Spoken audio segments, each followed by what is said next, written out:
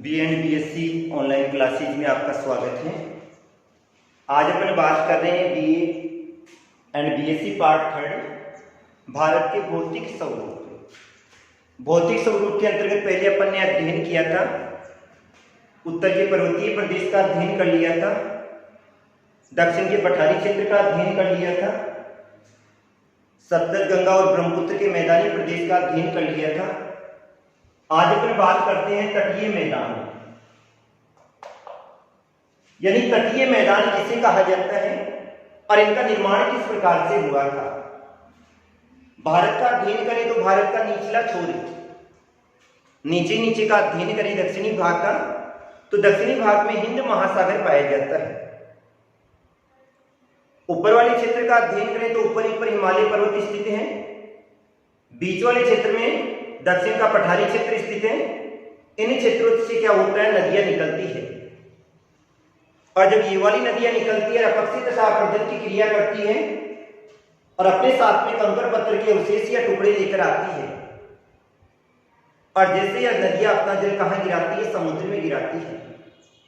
जब नदियां अपना जल समुद्र में गिराती है, समुद्र में गिरने से पहले अवसाद पदार्थों को वहीं पर जमा कर देती है, अर्थात जमा कहां पर होते हैं, तट से थोड़ा सा पहले जमा होते हैं। अतः वहां पर समतल मैदानी क्षेत्रों का निर्माण होता है, और इन समतल मैदानी क्षेत्रों को क्या कहा जाता है, तटीय मैदान कहा जाता है। ये तटीय मैदानी क्षेत्र जो कि हिंद महासागर के सहारे फैले हुए हैं। भाई भारत की स्थिति का अध्ययन करें।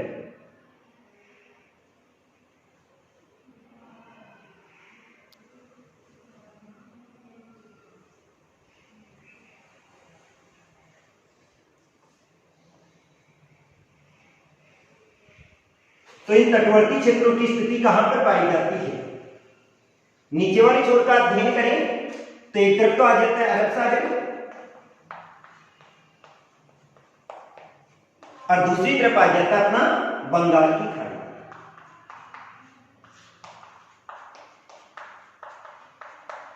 ये दोनों किसके भाग है, ये दोनों के दोनों हिंद महासागरीय क्षेत्र के भाग हैं।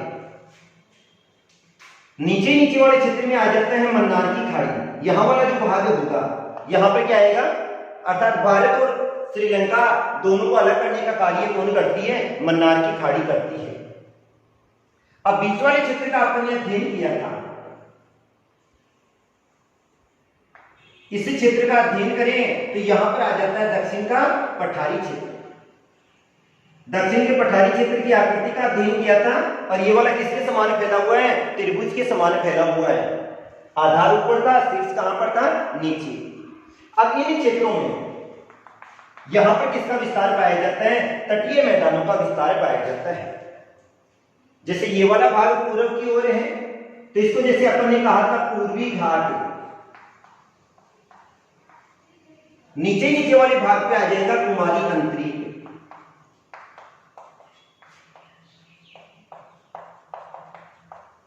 तो ये वाला हो जाएगा अपना पूर्वी तटीय मैदान।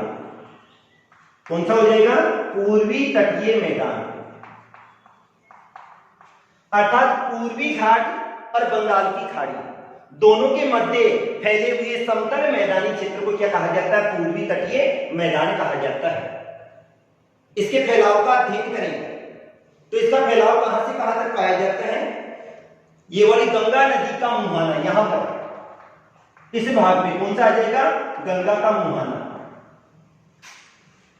अर्थात गंगा नदी अपना जल जहां पर गिराती है उससे पहले वो एक डेल्टा का निर्माण भी करती है, उस डेल्टा को क्या कहा जाता है, सुंदरबन का डेल्टा कहा जाता है।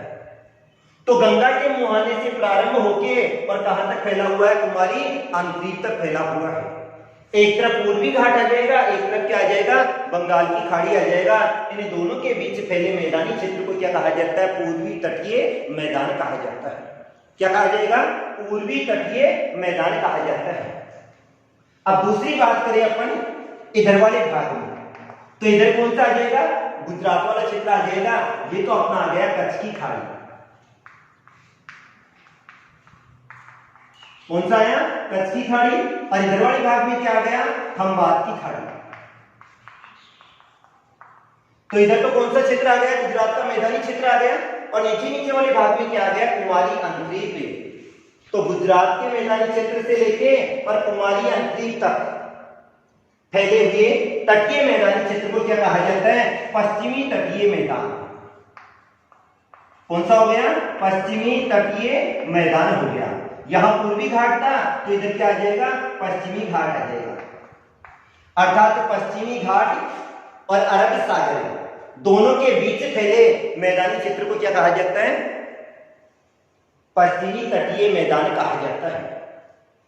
तो इन मैदानी क्षेत्रों को दो भागों में बांटा जाता है। एक नंबर हो गया पूर्वी तटीय मैदान और दूसरा क्या हो गया, पश्चिमी तटीय मैदान। अब इनके विभाजन का अध्ययन करें तो इनको भी अलग अलग भागों में बांटा जाता है।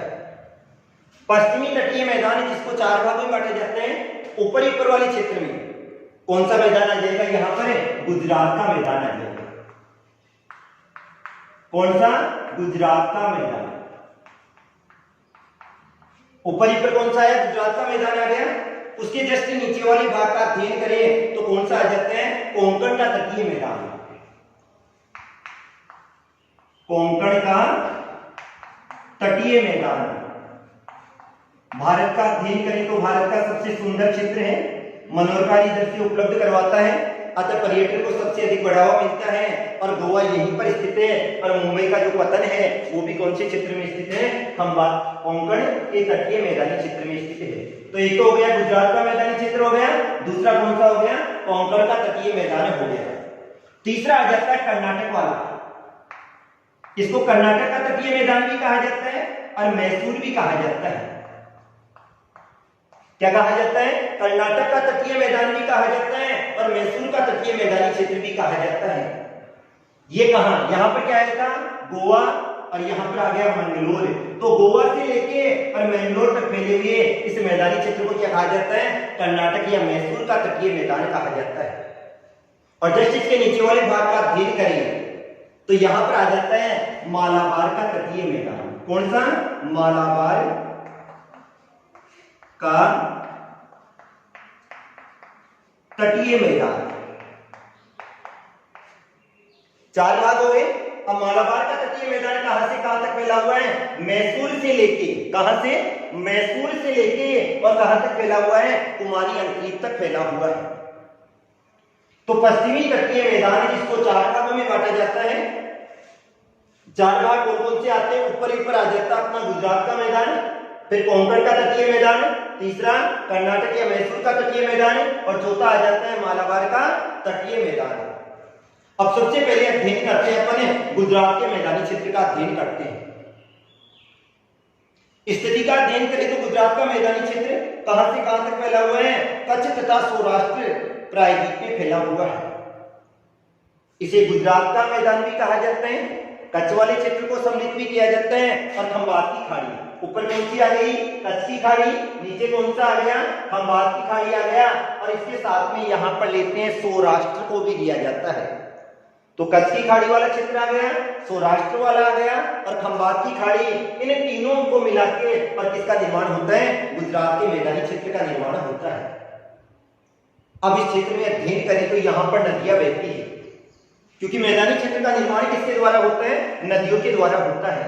तो यहाँ पर कौन कौन सी नदियां बहती है, यहाँ बनास बहती है, माही बहती है, साबरमती बहती है और नर्मदा और ताप्ती नदियां बहती है।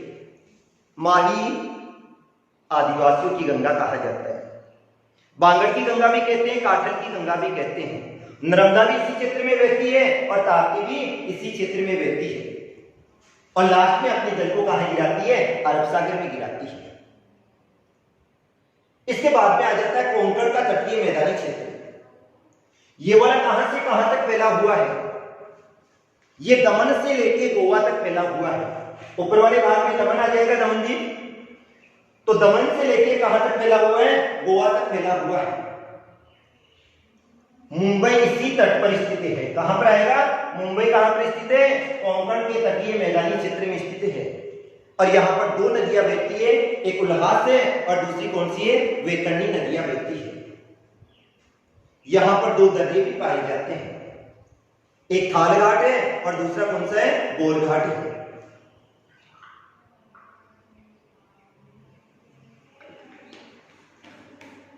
दो मुख्य दरिए बहते हैं, कौन कौन से? थालघाट और बोरघाट दरिए यहाँ पर बहते हैं। इसके बाद में आ जाता है अपना कर्नाटक या मैसूर का तटीय मैदानी क्षेत्र। ऊपर क्या आया था? गोवा। नीचे क्या आया था? नीचे वाले क्षेत्र में कौन सा आया था? मंगलोर।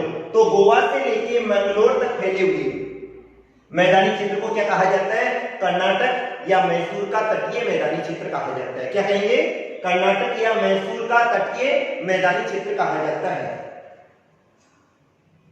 ये वाला मैदानी क्षेत्र सबसे उपजाऊ है और कृषि यहाँ पर सर्वाधिक उत्पादन होता है, अर्थात कृषि की दृष्टि से सबसे उपजाऊ मैदानी क्षेत्र है। इसके बाद में आ जाता है मंगलोर से लेके और कुमारी अंतरीप तक। मंगलोर से लेके कुमारी अंतरीप तक फैले हुए तटीय मैदानी क्षेत्र को क्या कहा जाता है? मालाबार का तटीय मैदान कहा जाता है। यहां पर बालू रेत का जमाव पाया जाता है और लंबाई का अध्ययन करें तो 500 किलोमीटर लंबाई में पाया जाता है। अब इसके बाद में आ जाता है आपका पूर्वी तटीय मैदानी क्षेत्र। पूर्वी तटीय मैदानी क्षेत्र जो कि कहां से कहां तक फैला हुआ है? गंगा का मुहाना। गंगा के मुहाने से लेके और कहां तक फैला हुआ है? कुमारी अंतरीप तक फैला हुआ है। इसको 3 भागों में बांटा जाता है। ऊपर आ जाएगा उत्कल का तटीय मैदान। ऊपर कौन सा आएगा? उत्कल का तटीय मैदान। इसके बाद में विशाखापट्टनम के पास में आंध्र या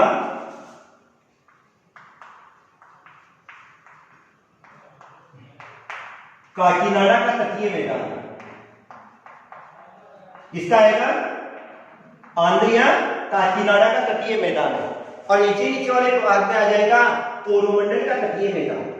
कौन सा? कोरोमंडल का तटीय मैदान। पूर्वी मैदानी क्षेत्र या पूर्वी तटीय मैदानों का अध्ययन करें तो ये वाला भाग कहां से कहां तक फैला हुआ है? गंगा के मुहाने से लेके कुमारी अंतरीप तक फैला हुआ है। ऊपर वाले भाग में गंगा का मुहाना आ जाएगा, गंगा का डेल्टा भी कहा जाता है और क्या कहते हैं? सुंदरबन का डेल्टा भी कहा जाता है। विश्व का सबसे उपजाऊ मैदानी क्षेत्र है और विश्व का सबसे बड़ा यानी डेल्टाई क्षेत्र है। ये वाला क्षेत्र वर्षा भी अधिक होगी अतः उपजाऊ भी अधिक है। अब इस यानी तटीय मैदानी क्षेत्र को 3 भागों में बांटा जाता है। 3 भाग कौन कौन से? उत्कल का तटीय मैदान। कौन सा आएगा ऊपर? उत्कल का तटीय मैदान है। बीच वाले क्षेत्र में कौन सा आ जाएगा? आंध्रिया काकीनाडा का तटीय मैदान है। और नीचे वाले क्षेत्र में कौन सा आ जाएगा? कोरोमंडल का तटीय मैदान। अब सबसे पहले अध्ययन करें अपन उत्कल के तटीय मैदान का। उत्कल का तटीय मैदान है जिसे उत्तरी सरकार या गोलकुंडा का मैदान भी कहा जाता है। क्या कहा जाता है? उत्तरी सरकार भी कहा जाता है। उत्तरी सरकार के साथ में क्या कहा जाता है? गोलकुंडा का तटीय मैदान भी कहा जाता है। ऊपर वाले क्षेत्र में गंगा के मुहाने के पास में जो मैदानी क्षेत्र पाया जाता है उसे उत्कल का तटीय मैदान कहा जाता है। उत्तरी सरकार के नाम से भी जाना जाता है और गोलकुंडा के तटीय मैदानी क्षेत्र के नाम से भी जाना जाता है। इस मैदानी क्षेत्र के अधिकांश विस्तार का अध्ययन करें तो ये कहां पर फैला हुआ है? उड़ीसा के तट के साथ फैला हुआ है। ऊपर वाले क्षेत्र का अध्ययन करें तो ऊपर कौन सा आएगा? गंगा का मुहाना आएगा। गंगा का मुहाना भी कहा जाता है, सुंदरबन का डेल्टाई क्षेत्र भी कहा जाता है और यहाँ पर स्थित मैदानी क्षेत्र को क्या कहा जाता है? उत्कल का तटीय मैदान कहा जाता है। उत्कल का तटीय मैदान जिसको उत्तरी सरकार तट भी कहा जाता है और क्या कहा जाता है? गोलकुंडा का तटीय मैदानी क्षेत्र भी कहा जाता है। अब इस क्षेत्र की स्थिति का अध्ययन करें तो ये क्षेत्र कहां पर स्थित है? उड़ीसा के तट के सहारे फैला हुआ है, यानी उड़ीसा का अधिकांश भाग इसके अंतर्गत आ जाता है। दूसरे क्षेत्र का अध्ययन करें तो दूसरे क्षेत्र को क्या कहा जाता है? आंध्र का तटीय मैदान भी कहा जाता है और काकीनाडा का तटीय मैदान भी कहा जाता है। क्या कहेंगे? आंध्र का तटीय मैदान भी कहा जाता है और काकीनाडा का तटीय मैदान भी कहा जाता है। अब यहाँ का अध्ययन करें तो 2 मुख्य नदियां आती है। 2 मुख्य नदियां कौन कौन सी आती है? एक गोदावरी आ जाएगी और दूसरी कृष्णा। और गोदावरी तथा कृष्णा नदियों के द्वारा बने हुए इस मैदानी क्षेत्र को क्या कहा जाता है? आंध्र का मैदानी क्षेत्र या काकीनाडा का तटीय मैदानी क्षेत्र आ जाता है। अब तीसरी बात करें अपन तो तीसरा अपना मुख्य भाग आ जाता है कोरोमंडल का तटीय मैदान है। कोरोमंडल का तटीय मैदान भी कहा जाता है और तमिलनाडु का तटीय मैदान भी कहा जाता है। कोरोमंडल भी कहा जाएगा और तमिलनाडु का तटीय मैदान भी कहा जाता है। ये वाला मैदानी क्षेत्र कहां पर फैला हुआ है? तो ये वाला मैदानी क्षेत्र पुलिकट झील, कहां से? पुलिकट झील वाले क्षेत्र से प्रारंभ होगा और कहां तक फैला हुआ है? कुमारी अंतरिक्ष तक। कहां से? पुलिकट झील से प्रारंभ होगा और कहां तक फैला हुआ है? कुमारी अंतरिक्ष तक फैला हुआ है। इस क्षेत्र का अध्ययन करें तो यहाँ पर कावेरी नदी बहती है, कावेरी आ जाएगी, पेनार आ जाएगी, पालर आ जाएगी और वेगई नदियां बहती है। तो ये तो थे अपने कौन से? पूर्वी तटीय मैदानी क्षेत्र। दो भागों में बांटा गया था, पश्चिमी तटीय मैदानी क्षेत्र और पूर्वी तटीय मैदानी क्षेत्र। इसको 4 भागों में बांटा गया है और इसको 3 भागों में। इसके 4 भाग कौन कौन से हैं? गुजरात का मैदान, कोंकण का तटीय मैदान, कर्नाटक या मैसूर का तटीय मैदान और मालाबार का तटीय मैदान। इसको कितने भागों में बांटा गया है? 3 भागों में। उत्तर का तटीय मैदान, आंध्रिया काकीनाडा का तटीय मैदान और कोरोमंडल का तटीय मैदान है। कहां से कहां तक फैले हुए? इधर वाला गुजरात से कुमारी अंतरिक्ष, ये गंगा के मुहाने से कुमारी अंतरिक्ष। तो ये तो थे अपने तटीय मैदान। 4 भाग हो गए। इसके बाद में अपन बात करते हैं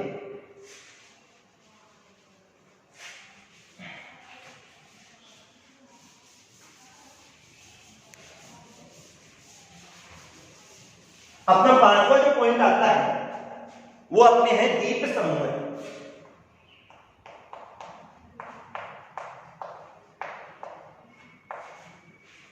द्वीप समूह की बात करें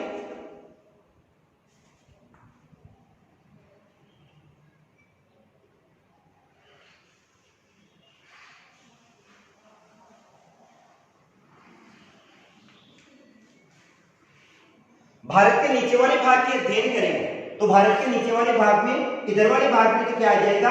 अरब सागर। क्या आएगा? अरब सागर। और इधर वाले भाग में क्या आ जाएगा? बंगाल की खाड़ी। 2 भाग हो गए। हिंद महासागर के 2 भाग हैं, एक अरब सागर आ गया और दूसरा बंगाल की खाड़ी। नीचे वाले भाग का अध्ययन करें। दिख रहे हैं? भारत और श्रीलंका, इन दोनों के मध्य यहां पर क्या आ जाता है? थोड़ा सा नहीं दिख रहा है तो यहां पर आ जाती है मन्नार की खाड़ी। कई बार क्वेश्चन आ जाता है भारत और श्रीलंका को अलग कौन करती है? तो भारत और श्रीलंका को अलग कौन करती है? मन्नार की खाड़ी करती है। कौन? मन्नार की खाड़ी अलग करती है। तो 2 भाग हो गए। एक तरफ आ गया अपना अरब सागर और दूसरी तरफ क्या आ गया? बंगाल की खाड़ी आ गया और नीचे वाले भाग में क्या आ गया? मन्नार की खाड़ी आ गया। अब अपन अध्ययन करेंगे तो इधर वाले भाग में यहां पर जो द्वीप समूह पाए जाते हैं, कहां पर? अरब सागर वाले क्षेत्र में, तो इनको तो कहा जाता है लक्षद्वीप। क्या कहा जाता है? लक्षद्वीप। इधर वाले भाग में लक्षद्वीप आ गए। इधर वाले भाग का अध्ययन करेंगे तो यहां पर यानी लंबाई में बिल्कुल लंबे इस प्रकार से द्वीप समूह पाए जाते हैं और इसको कहा जाता है अंडमान निकोबार द्वीप समूह। तो 2 भाग हो गए। कौन कौन से? एक हो गया अरब सागर और दूसरा कौन सा हो गया? बंगाल की खाड़ी। अरब सागर में कौन से द्वीप है? लक्षद्वीप। बंगाल की खाड़ी में कौन से हैं? अंडमान निकोबार द्वीप समूह। अब अपन भारत का अध्ययन करते हैं। मन्नार की खाड़ी वाले क्षेत्र में भी द्वीप पाए जाते हैं। सबसे पहली बात तो आती है भारत में कुल कितने द्वीप हैं? तो भारत में कुल द्वीपों की संख्या कितनी है? 247। कितने हैं? 247 है। इनमें से भी अध्ययन करें तो 204 द्वीप अकेले कहां पर पाए जाते हैं? बंगाल की खाड़ी में पाए जाते हैं। शेष बचे हुए द्वीप जो हैं वो कहां पाए जाते हैं? या तो मन्नार की खाड़ी में पाए जाते हैं या फिर बाद में कहां पाए जाते हैं? अरब सागर में पाए जाते हैं। तो अकेले बंगाल की खाड़ी में कितने द्वीप आ गए? 204। बाकी बचे हुए कहां पर हैं? मन्नार की खाड़ी में और कहां पर है? अरब सागर वाले क्षेत्र में स्थित है। अब इन द्वीपों का निर्माण 2 क्रिया के द्वारा होता है। या तो द्वीप समूह किसके द्वारा बने होते हैं? प्रवाल लिपियों के द्वारा बने होते हैं। या फिर बाद में समुद्र में जो भी अवसाद जाते हैं वहां पर बने होते हैं। एक बात भूल गया था, बता देता हूं, द्वीप किसे कहा जाता है? जिसके चारों ओर पानी पाया जाता है। क्या पाया जाता है? जिसके चारों ओर जल पाया जाता है उसे क्या कहा जाता है? द्वीप कहा जाएगा। और जिसके तीनों ओर पानी पाया जाता है तो उसे क्या कहा जाता है? प्रायद्वीप कहा जाता है। अब अपन अध्ययन करें तो लक्षद्वीप वाले क्षेत्र में मिनिकोय और अमिनिसीवी, ये सारे के सारे कहां पर हैं? अरब सागर में स्थित है। और बंगाल की खाड़ी में हुगली नदी के किनारे एक लंबा सा द्वीप है जिसे किस नाम से जाना जाता है? गंगा सागर के नाम से जाना जाता है। भारत का सबसे महत्वपूर्ण द्वीप कौन सा है? अंडमान निकोबार द्वीप समूह। तो ये तो थे अपने द्वीप समूह। पहला टॉपिक कंप्लीट, एक क्वेश्चन कंप्लीट। ये क्वेश्चन 100% आएगा। पहला जो क्वेश्चन होगा वो यही होगा, भारत को कितने भौतिक प्रदेशों में बांटा गया है? किसी एक का वर्णन कीजिए। ओके, धन्यवाद।